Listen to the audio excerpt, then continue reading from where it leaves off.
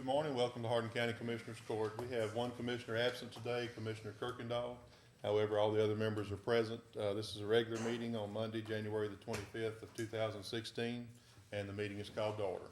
Everyone will please rise for the invocation by Pastor Joe Dacus. Good morning, Pastor.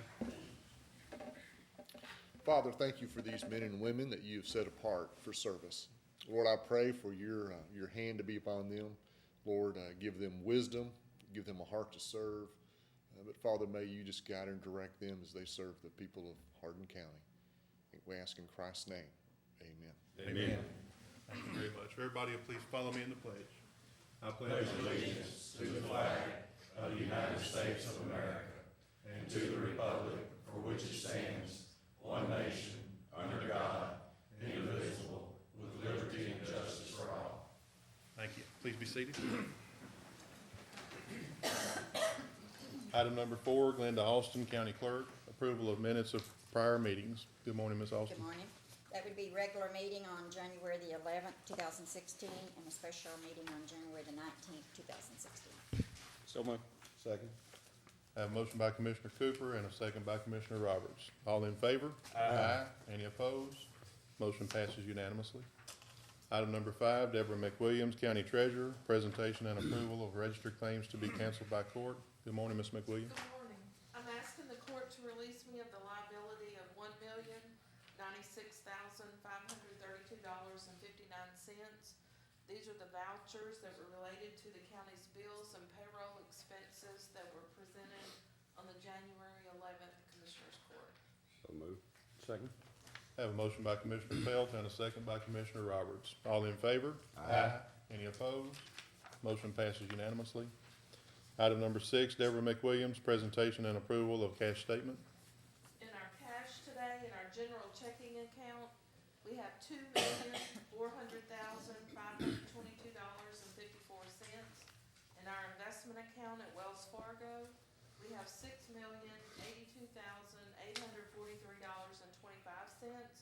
In our tax pool account, we have $1,751,337.35 for a total cash funds of $10,234,703.14.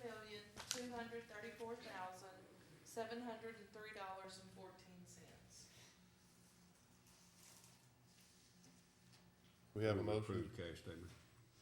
A second.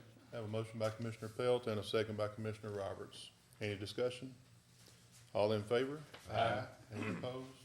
Motion passes unanimously. Thank you, ma'am. Item number 7, Angela Gore, County Auditor, payment of county bills. Good morning, Ms. Gore. Good morning. The pre-approved expenditures and transfers for January the 12th through January the 15th, 2016 were $217,800.21. The pre-approved expenditures for January the 19th, 2016 were $38,327.85. And today, January the 25th, 2016, the expenditures for Commissioners Court are $280,162.37. The total expenditures and transfers are $536,290.43. Gross payroll for January the 21st, 2016 was $435,011.07. FICA was $31,685.98. Retirement was $59,093.58. Total transfer for January the 21st, 2016 payroll was $525,790.63. Move to pay the county bills. Second. I have a motion by Commissioner Cooper and a second by Commissioner Roberts. Any discussion? All in favor? Aye. Any opposed? Motion passes unanimously. Item number 8, Glenda Austin, discussion and possible action to relocate the Precinct 14 polling location from the Idlewild Golf Club to the Pinewood Baptist Church. I got, a message that we can, I think they're gonna maybe tear the Idlewild, golf club down, something or making repairs. Anyway, we was just gonna have to find another place, so I did go and talk with the pastor of the Pinewood, Baptist Church, and he gave us the okay to use that as a regular polling place. Has real good, a lot of parking, and room inside. And this will be a permanent location. So moved. Second. I have a motion by Commissioner Cooper and a second by Commissioner Pelt. Any discussion? All in favor? Aye. Any opposed? Motion passes unanimously. Item number 9, Commissioner L.W. Cooper Jr., acceptance of resignation of Jay Hinkey as Commissioner of Hardin County Emergency Services District Number 6, and appointment of Mike Morrison to fill vacancy. Commissioner? Thank you, Judge. Court, if you will look in your packet, there is a resignation letter from Mr. Jay Hinkey, who served on the ESD Board Number 6. I have spoke to several members of the ESD Board there in Silsbee, and the recommendation is to appoint Mr. Mike Morrison, who is in the audience here today, to fill that vacancy. So my recommendation would be to accept Mr. Hinkey's, my motion would be to accept Mr. Hinkey's resignation and appoint Mr. Mike Morrison to fill the vacancy. Second. Have a motion by Commissioner Cooper and a second by Commissioner Roberts. Any further discussion? All in favor? Aye. Any opposed? Motion passes unanimously. Congratulations, Mr. Morrison. Mr. Clark, did you have anything you wanted to say to the court? No, I'd just like to say, we've got a fine replacement. I've been on the board 5 years, and I didn't know Mike till then, but he's straight up, so I think we made a great choice. Thank you. I'll agree with you. Thank you. Item number 10, Jeremy Mears, Brownstone, discussion and possibly approve resolution number 2-16, supporting the proposed Lumberton Senior Village Housing Community for senior citizens. Commissioner Roberts, do you want to introduce Mr. Mears? Yes, sir. This is Jeremy Mears. He's with Brownstone. He's vice president of Brownstone. And is that correct, Vice President? Yes. And he and I have spoken about this senior village. And I brought him into court where y'all can, if y'all have any questions, y'all can ask him about it. Sounds like a really good thing. Main question I have, Mr. Mears, is we have a project in Kuntz, and the city manager is here from Kuntz that they're supporting. They've asked us not to support anything that would be a conflict with their project. I'd just like to hear from you. I saw an email you sent to Commissioner Roberts regarding the difference between urban and rural projects, and I just would like an explanation on that, just to make sure that we're not, if we support your project, that we're not gonna cause any problem with the Kuntz's project. Absolutely not. Yeah, the way it's set up, the ETJ for Beaumont extends up into the southern area of Lumberton. And being that it does, we have to get support from the county and also from the city of Beaumont. So our development, which is called Lumberton Senior Village, is in the ETJ of Beaumont. Thus, it's in the urban set aside as far as any funds that are available for this type of housing. So it does not conflict with any developments in the rural, more county, such as the one you're speaking of, or other ones that may be in Lumberton or other areas that are also in the county. So we're competing against developments in Beaumont, Port Neches, Groves, those areas. Okay. Not any of the other developments in the county Okay. at all. So yours is designated as an urban project? It is, it's urban. Okay. Yeah. And the one in Kuntz is a rural project? Okay. Yeah, totally separate pots of money. And what type of project are y'all building? We've got a handout, y'all can see it. It's gonna be roughly 76 units of senior housing. We've got some handouts that shows the quality of it. It's gonna be first class with a business center. We're gonna have fitness centers, all type of supportive services for our seniors. And, it's really gonna be probably one of the nicest developments around when it's done and completed. And a lot of our clients are all just local seniors that are on fixed Social Security income. They're selling their houses, they're trying to find places to live, and these are just affordable housing units that they can come and live and have granite countertops and all the luxuries of a Class A type facility for them. And so I think it'll be a great addition to the community. If you look in that handout there, you'll see that those are some other senior housing developments that we've built in other parts of the country. Our company, Brownstone, we've been around for 40 years and probably built 12,000 units, so we've got a pretty good track record, and we'll manage this development, own this development, and be in the neighborhood and in the county for a very, very long time. So, looking forward to it. You answered one of my questions. Go ahead, no. Yes, sir. In reference to section 3, what type of in-kind contribution are you requesting from the county? From the county, there's a letter within that packet. It's $100, and all that is it's just a contribution that says maybe it's a waiving of $100 worth of permit fees or something. It's not much. They used to require a much larger one. It was very difficult for small municipalities to go in and contribute thousands and thousands of dollars in reduction of permit fees or waiving of tap fees and this and that. So what they've done is they've kind of just changed it to just a minimal amount of just $100. Do you currently, your company currently have any existing, similar properties like this? Yes, sir. Yes, sir. And they're Where at? listed in that packet toward the back. And we've got some other ones across the country that you can see in Buda, Texas, that's senior housing. We've got some that we've completed over in Alamo, Texas, and you can flip through there, Round Rock, some other similar facilities. Also on our website, you can go and there's a long list of all the developments that we've done.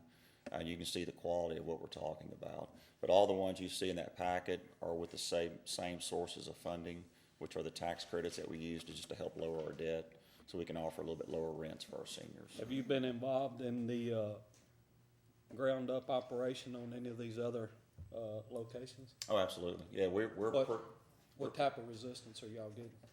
typically on senior housing, not much at all usually. Sometimes when you get into family housing with affordable housing component, we sometimes get resistance, but usually not when you're building senior housing, because usually it's just retirees that are just on a fixed Social Security income. They might have a lot of assets that this is what they make every month in Social Security. But I think the rental rates, and if you look through there, you'll see as well that I think the rental rates are pretty affordable. Most of our units are either going to be 60% AMI or market rate. And our 60% AMI units are $595 for a one-bedroom and $675 for a two. So I think the rates are they're not too high, but they're still low enough to where a couple could go in there and still afford that rental rate and do pretty well for themselves. And a lot of times they don't even have to pay water and sewer. We cover a lot of all that, the property does. So very, very affordable for them, so they have a nice place to live. So we're going to have a lot of services in there for them, libraries and media rooms where they can watch movies, and a fitness center they can work out.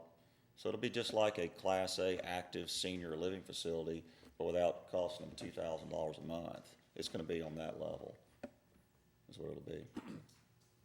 Okay, are y'all connected with a group that's been trying to build in Silsbee in China, and you probably No, read sir. about it? No, sir. Okay, No, sir, we're so not. you're not connected with the Appleseed Group out of Austin in any way, right? No, sir. No, Okay. I'm not even familiar. I've never even heard of them. Okay, and are you familiar with the federal government's Rio Janeiro 21 project that they have going on? No, sir. Okay, so you're not associated with it either? Okay, you're strictly, No, y'all sir. are a private company. We're a private, family-owned Raise your- organization. Raise your money in the That's right. public market, not That- federal. That's exactly. This is not a federal program. Yeah, okay. This is just the tax credit program where we just go and compete for these credits and we sell them to our investors, And you've which been doing this for 40 years. we've been in business Yeah, 40 okay. years. Yes, That's sir. all the questions I have. Long time. Thank you, sir. Mr. Roberts, anything? Hit on everything. I was gonna get him to, talk about the $100 credit, through, paying, maybe us giving a permit or something. Just, that was one of the few things that I had thoughts on. The other, I wanna, I'm not throwing it out there, but this is a $10 million project, correct? That's correct. That's a pretty sizable project, so.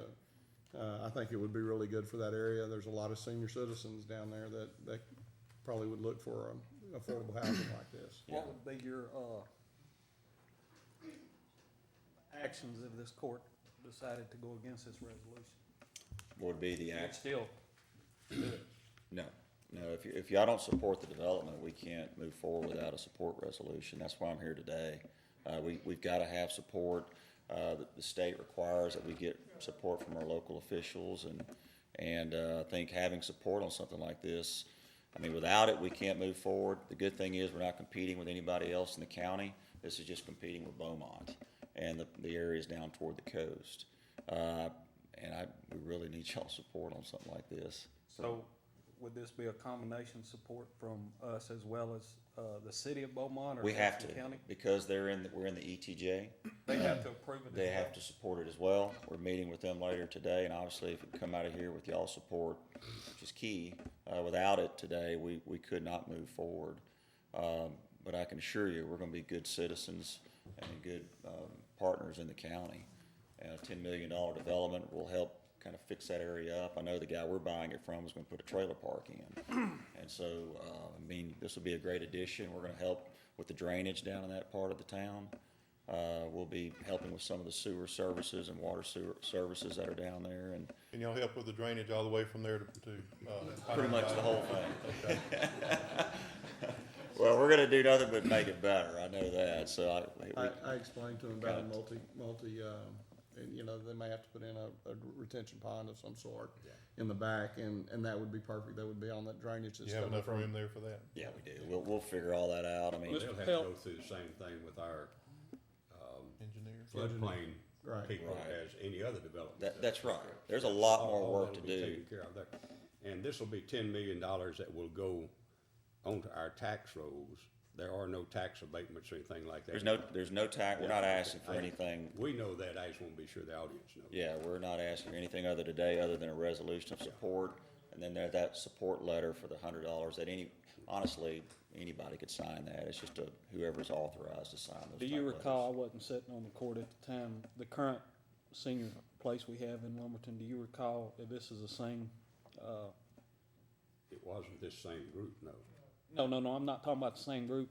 They asked for a resolution, it went by smooth, we didn't have any opposition. Well, everything has gone by pretty smoothly in that area until these federal projects started and Right. this Appleseed group out of Austin and Right. stuff, which there's a whole different motive behind all that. Well, I got we- several letters in my Yeah, office. I'm sure if you don't know anything about No, Appleseed. sir, Okay. keep us there. We're not affiliated with those groups. or I any got of the several same- letters in my office in reference to some projects, with the Appleseed, so.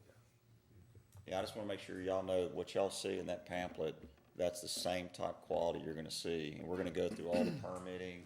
I mean, there's gonna be other chances for everyone to see these developments as it morphs, but this is step one for even I having a realize, chance. I realize what you said earlier about getting us to support this resolution, then you going to Beaumont, it will help you. What are you fixing to face down there?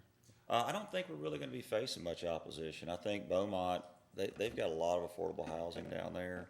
And, so there's other developments, probably 6 or 7 other ones. I think they're probably gonna support most of those. I'm not sure if they're gonna support all of them. Right now, they really don't have any problem with our development. They obviously wanna see make sure y'all support it. They're not too keen to wanna support something that's really, should be in the county. It is in the county. It's really kinda odd that their ETJ even extends that far up, but It actually should be in Lumberton's ETJ, but Beaumont had the I ETJ know, before Lumberton was it formed. was, I know, surprising to even see I that. don't think Beaumont will give you much problems. Yeah, they just wanna make sure you guys are behind it, so, I think, and I just really need y'all's support today, and I think y'all be happy with what you see if we get to the finish line. So, All right, thank you, Mr. Mears. yeah, Any other questions? I make a motion, we accept this resolution. Second. Have a motion by Commissioner Roberts and a second by Commissioner Pelt to accept resolution number 2-16, supporting the proposed Lumberton Senior Village Housing Community for senior citizens. All in favor? Aye. Any opposed? Motion passes unanimously. Thank you again, sir. Item number 11, Sheriff Ed Kane, presentation of quarterly crime and statistics report and the 2015 annual report.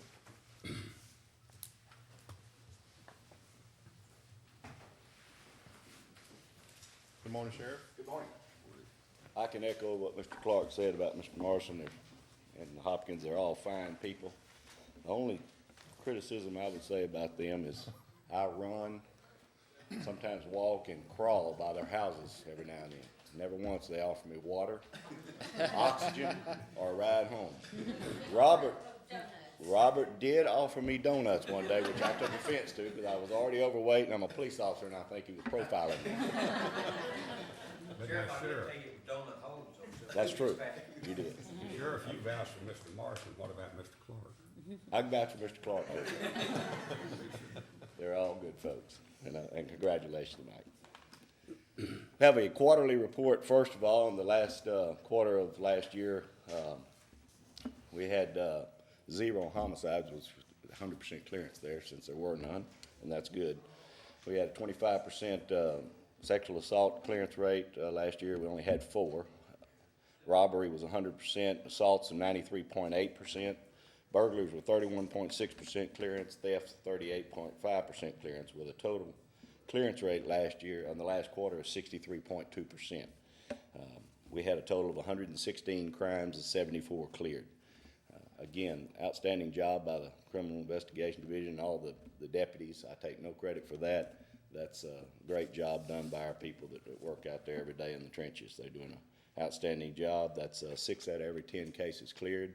And as I always say, there's someone, for instance, like the commissioner that just had a burglary, I understand. Theirs are not cleared, and they say, well, what about mine? So out of 60%, 4% is not cleared, so we're still working on it. Just for information, 5 to 7 p.m. is the busiest time in this last quarter. Was on Wednesdays and Saturdays. We had a total of 10,648 calls for service in those 3 months. So very busy end of the year. For the year last year, again, we had 100% clearance rate on murders. We had a 60% clearance rate on all sexual assaults, 100% robberies, 93.3% on assaults last year, 27.1% on burglary, 35.5% on theft, which is very good for theft. That's the state level's like under 10%, so that's very good. With an overall clearance rate for the year of 62.2%. Again, 6 out of every 10 cases cleared. We had 522 total cases, 320 of them cleared. Another good thing for last year is we had a total of a little over 1 million property stolen, and we recovered 475,000, right at 500,000. So at a 47.1% recovery rate, which is very good as well. Again, credit goes to the deputies working out there on the street and investigators. For the year, the worst, heaviest time for call service was on Fridays and Saturdays, again, 5 to 7 p.m. in the evening. We had a total of 46,555 calls for service last year in the sheriff's office. So still a pretty busy year, not as busy as the year before, I think, where we had close to 60,000 calls for service. So that calls for service were down a little bit, which is a good thing. And calls for service are anything that we respond to at all. That could be as simple as a telephone where a deputy had to make a telephone call or whatever, or go to a murder case from A to Z. So overall, a good year. Crime is down, clearance is still up, so I must credit that to the citizens of Hardin County as well. We've got an outstanding county, and I'm proud to be a part of it. Any questions? I don't have any. No, sir, we appreciate the information. Thank you. And appreciate the job that y'all do. Item number 12, Lieutenant Aaron Tupper, permission to trade 3 2011 Ford CBP vehicles, VIN numbers ending in 6916, 6917, and 6920, toward the purchase of 3 new 2016 Chevrolet Tahoe police package vehicles to be purchased using a cooperative purchasing program funded from the Sheriff's Office budget, account number 010560570, auto purchases. Okay, these are in the budget, right? Yes, sir. Where will this, I'm sorry, Ms. Bell, where will this have a standing as far as, having complete changeover to the Tahoes? How many, We won't have a complete changeover. We did buy a couple of the Ford Explorers throughout the time. We have 3 Crown Vics left that have 108 to 125,000 miles on them. We need to get those out there, for it's cost us a bunch of money. so after, if we approve this, after we, make this selection here, we'll have 3 Crown Vics left in the fleet? We will have 0 Crown Vics. Okay. Places Ready okay. for trade. All SUVs and trucks. All right, that's all I had. Move approve. Second. I have a motion by Commissioner Pelt and a second by Commissioner Cooper. Any further discussion? All in favor? Aye. Any opposed? Motion passes unanimously. Thank you, Lieutenant. Item number 13, Toy Ackridge Health Department, discussion and possible action regarding the following budget transfer request. $700 from miscellaneous, account number 010630490 to office supplies, account number 010630310. $200 from miscellaneous to telephone, $100 from miscellaneous to travel and training expense, and $1,000 from miscellaneous to equipment expense lease. Good morning, Ms. Atkins. Good morning, how are you? Good. This is just to place some money in those accounts. It's not what will come out each month, we just have to start with a budget, so that's the purpose of this. And as I understand, you have these line items in your budget, but they all have a $0 figure. That's why you're moving money from miscellaneous to create a budget for those line items. Correct. Okay. That's Did you have correct. anything you wanted to say? No. I took it, Y'all stole your did- thunder. Y'all did a great job. I'm sorry. Thank So you for we still went having over all me. this during budget time? Yes, what they did was they budgeted everything in their miscellaneous expense line item, and they did not divide it out into these areas, office supplies, telephones, or travel. And so now, through this process, she's purchasing office supplies and doing some traveling and telephones. So we wanna make the budget more actual reflective of the expenditures she's incurring instead of everything put into a miscellaneous line item. The line items are in the budget, like, County Judge said. They're just, nothing was budgeted there. So this is not increasing your budget. Everything was put into miscellaneous. They're just transferring it out of miscellaneous to these line items so to give an actual picture of what she's spending. If you'll recall, the health department didn't have its own budget. Right. It came out of Commissioner's Court, so I don't think there was any track to go by to see how much to put in those line items. I remember us spending a lot of time with every department, just for instance, on the, Well, I telephone think line we have item. been, Howard Judge, if it's budgeted, I thought at one time if it's budgeted in the budget, and the budget's been approved by Commissioner's Court, that we had given the judge the up to 10,000?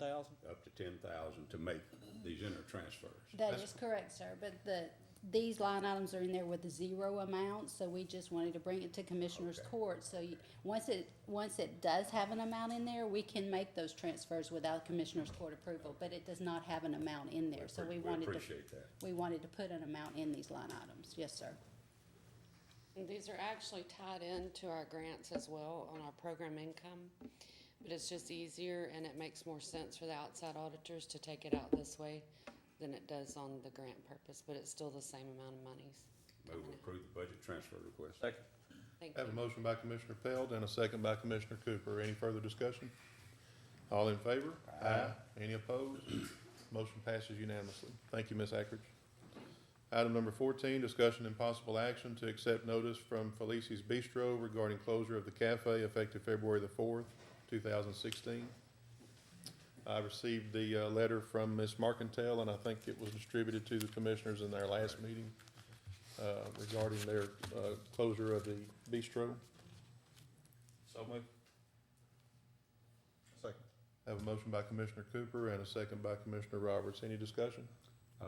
Yes, Judge, they have done a great job, as I think we all realize, and it's with regrets that we accept, but they have situations that I'm convinced they are going to close it.